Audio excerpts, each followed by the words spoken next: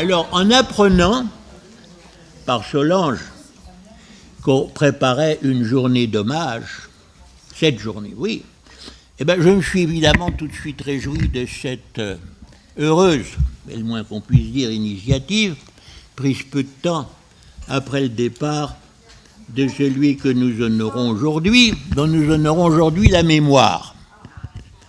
Ben, ce n'est pas là simplement nous acquitter du devoir de mémoire, mais c'est aussi contribuer à ce qu'on poursuive l'étude de son œuvre sous tous ses aspects. L'expression « tous ces aspects » va s'éclairer dans un instant, notamment, oui, tous les aspects qui s'ouvrent sur des perspectives de sciences humaines diverses, des perspectives pluridisciplinaires notamment. Alors, Solange m'a fait beaucoup d'honneur en m'invitant à me joindre à vous. Il dit, j'aimerais bien... Il te faisait l'honneur d'une certaine amitié, vous voyez, vous êtes vu un bon nombre de fois, est-ce que tu aurais... Mais je dis, mais moi je ne suis pas astrologue. Non, mais peut-être pas des souvenirs personnels. Alors j'ai dit, oui, alors ça a été inscrit sur le programme, mais souvenirs personnels, je crains que ce soit pour vous d'un intérêt assez limité, alors j'en donnerai un petit peu, en essayant de les noyer dans des considérations peut-être moins inintéressantes. Alors tout d'abord, je voudrais préciser d'où je parle, hein, comme on dit, d'où parlez-vous.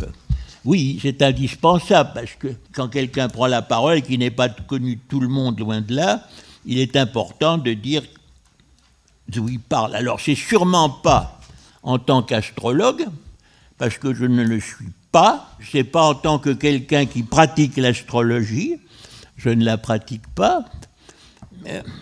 Je ne suis le porte-parole d'aucune vérité cosmosophique, philosophique ou métaphysique. Je m'adresse à vous en tant qu'historien, sans plus.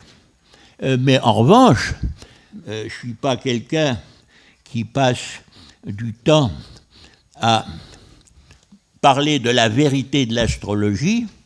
Je n'hésite pas à en passer à l'encontre de ceux qui, sous des prétextes scientifiques ou plutôt pseudo-scientifiques, s'efforcent, prétendent en nier la réalité, ce qui est un manque d'ouverture d'esprit, une attitude anti-scientifique au sens où j'entends science, voire un signe de bêtise.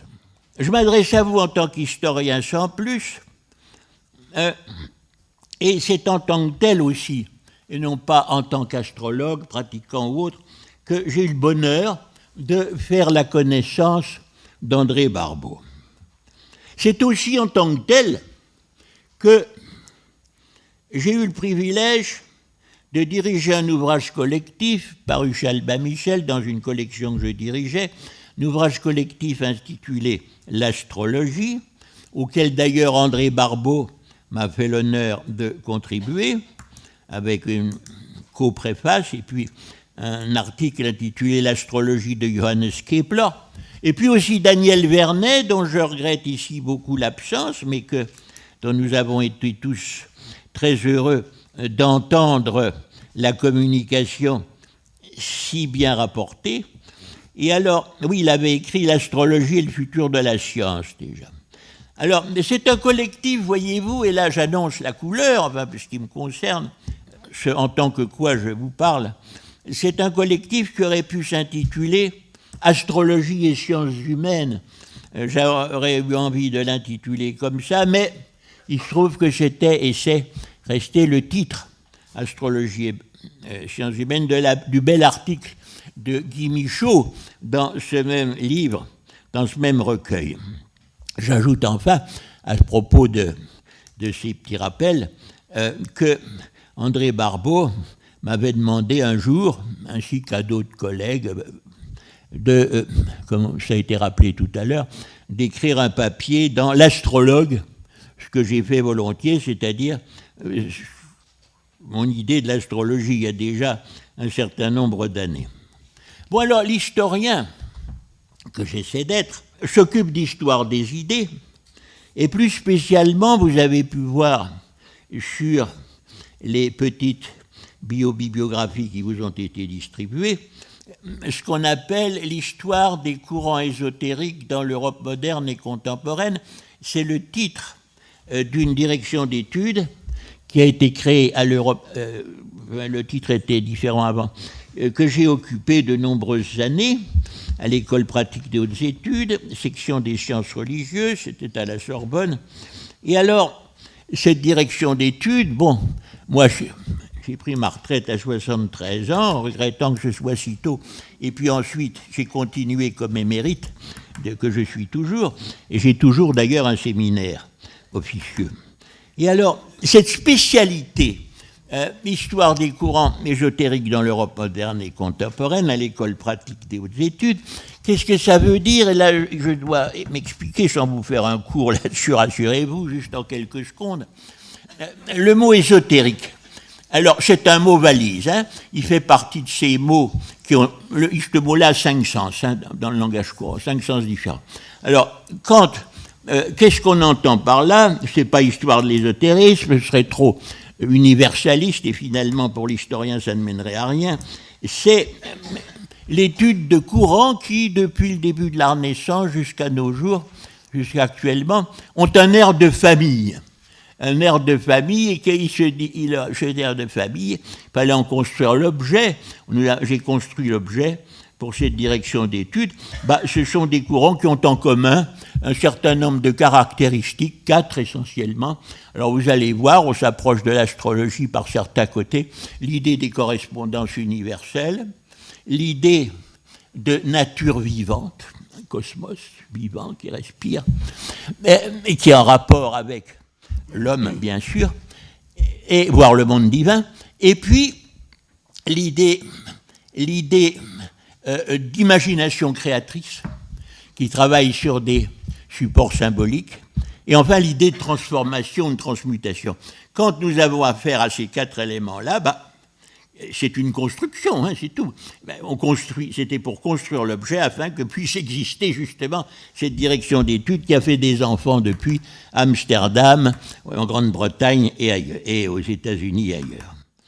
Alors l'astrologie n'enlève pas directement de ces courants-là, et celle qui relève de ces courants-là, c'est pas celle qui se définirait par une prédiction d'événements, hein, mais qui se nourrit, et c'est pas tous les discours astrologiques loin de là, pour valables qu'ils soient, qui se nourrit de spéculations à caractère proprement ésotérique, ce dont je voudrais vous donner quelques exemples auquel André Barbeau renvoie lui-même, tiré en 1992, ça a paru en 92, l'univers astrologique des 4 éléments.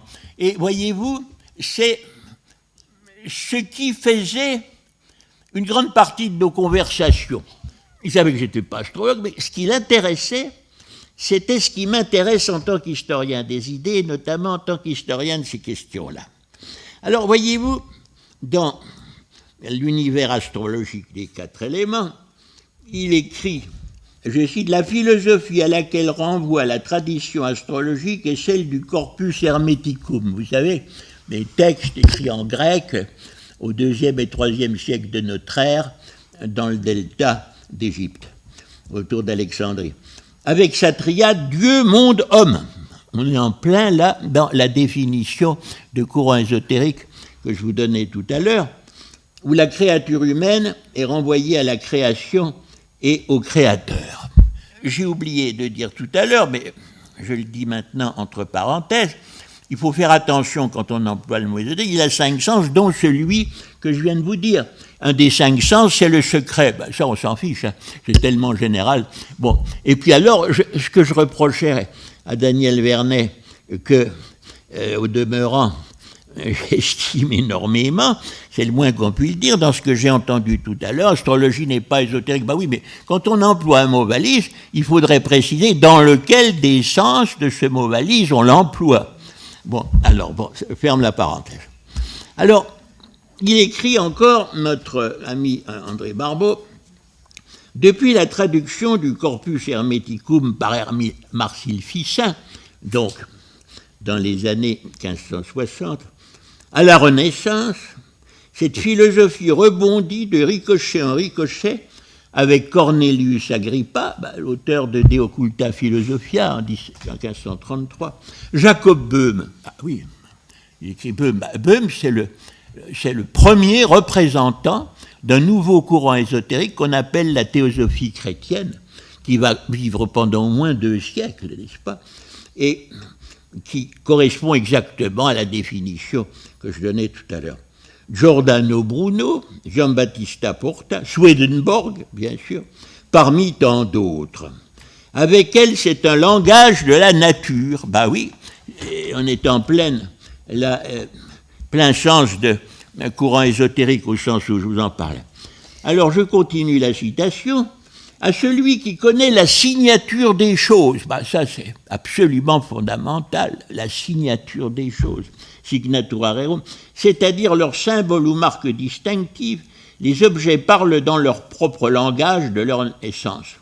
Dans son De Signatura Rerum, 1622, Jacob Böhme déclare, cite Böhme, cité par Barbeau, « Et il n'existe dans la nature aucun objet créé ou engendré qui ne manifeste sa forme intérieure également par son aspect extérieur, car l'intérieur tend toujours à se manifester. C'est ainsi que la puissance et la forme nous permettent de voir comment l'être éternel, donnant corps à son désir, s'est manifesté dans une image, et comment il nous apparaît sous toutes les formes diverses que nous pouvons voir et reconnaître, astres et éléments, créatures, arbres et plantes. C'est pourquoi la signature contient la raison la plus parfaite, et l'homme peut y apprendre non seulement à se connaître lui-même, mais également à connaître l'être de tous les êtres. » Fin de citation de Böhme, citée par André Barbeau. Je m'arrête là en matière de citation. Alors donc, avec André Barbeau, nous avons souvent parlé de Böhme, vous voyez, et nous avons souvent parlé, il n'a pas cité là, mais de Paracelse, la première moitié du XVIe siècle, qui écrivait en allemand, le grand Paracelse, qui s'est beaucoup occupé, non pas de dresser des thèmes, mais des rapports entre l'homme et le cosmos, entre l'homme et les astres, sans faire pour autant d'astrologie. Mais alors, il écrivait notamment, et c'est ça un point absolument essentiel, je cite un de ces, il y a le ciel au-dessus de nous et le ciel en dedans de nous. Et c'est suivi par une formule admirable, und beide fabulieren miteinander. Et l'un et l'autre, alors fabulieren, l'un fabule ensemble, mais qu'est-ce qu'il entend par fabulieren? Il veut dire, il y a une imagination créatrice qui est justement le fait de l'un et l'autre, une imagination créatrice commune. Cette notion d'imagination créatrice, je vous disais tout à l'heure, est un des 4 éléments fondamentaux de ce que nous appelons les courants ésotériques. Et Daniel Vernet, dans son article que je citais, publié là dans notre volume Astrologie, il écrit, dans cette même mouvance, « Le cosmos est en nous comme nous sommes en lui ».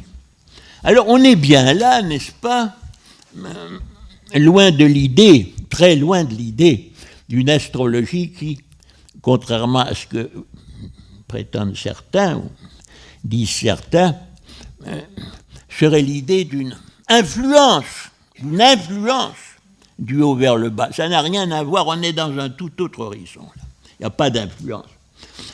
Et alors, ce livre d'André Barbeau, d'où je viens de tirer cette citation il y a un instant, ben, il est l'occasion, puisqu'il faut dire des souvenirs personnels complètement désolants, André Barbeau me l'a dédicacé, ce livre, de même, pour moi, pratiquement tous ses livres, de même que d'autres livres de lui, à l'occasion des visites, il y en a une dizaine, que Isiane Cristofari et moi-même, nous avons rendu qui est, c'est une amie qui a beaucoup travaillé, continue à travailler avec moi et qui co-dirige avec moi le séminaire Histoire des courants ésotériques de l'Europe moderne et contemporaine, séminaire officieux qui jouxte donc officieusement, mais positivement, celui qu'occupe à la Sorbonne, enfin, à l'École pratique des hautes études, mon successeur et ami Jean-Pierre Braque. Alors, nous lui avions rendu une visite que nous lui avions rendue en 92, comme quelques années de suite, à la Chandeleur, pour savourer des crêpes et du jarret aux lentilles. Ils aimaient ça, un jarret aux lentilles excellent, le tout délicieusement préparé par son épouse Anne et lui-même. Voilà, je fais des souvenirs, je suis contente là. Oui, très contente. Bon. Alors, la dédicace dit, bah oui, excusez-moi, je ne peux pas m'empêcher de l'ajouter, avec le plaisir d'avoir eu de le citer, c'est-à-dire moi-même, en quelques mots qui situent toutes nos activités électives. Bah, j'avais écrit quelque part, qu'est-ce qu'il cite de Bois, quelque chose qui lui avait beaucoup plu, parce que ça faisait partie donc des éléments dont nous aimions beaucoup nous entretenir. La notion de tradition, écrivais-je, la notion de tradition renvoie moins à un dépôt immuable qu'à une perpétuelle renaissance. André Barbeau, dans le film que nous avons vu tout à l'heure, a beaucoup développé ça, n'est-ce pas, astrologie, toujours en mouvement, renaissance, etc. Bien évidemment, l'œuvre d'André Barbeau ne s'ouvre pas seulement sur les 10 courants ésotériques, mais aussi sur plusieurs branches des sciences humaines. Et je suis tellement content, et pas du tout surpris, d'avoir entendu, depuis ce matin, cela évoqué à de nombreuses reprises, notamment la psychanalyse. Je ne vais pas ajouter quelque chose à ce que Solange a dit si bien tout à l'heure. Bon, à l'art dans ses rapports avec la psychologie.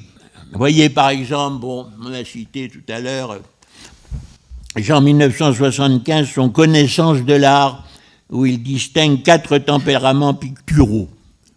Un peu comme Jung qui, à partir de la psychologie, de sa psychologie, pas seulement de la sienne d'ailleurs, développait toute une théorie de l'art, entre autres choses, et de tempérament artistique aussi. Et voyez en 1980 son Jupiter et Saturne, où il ébauche les éléments d'une morphologie.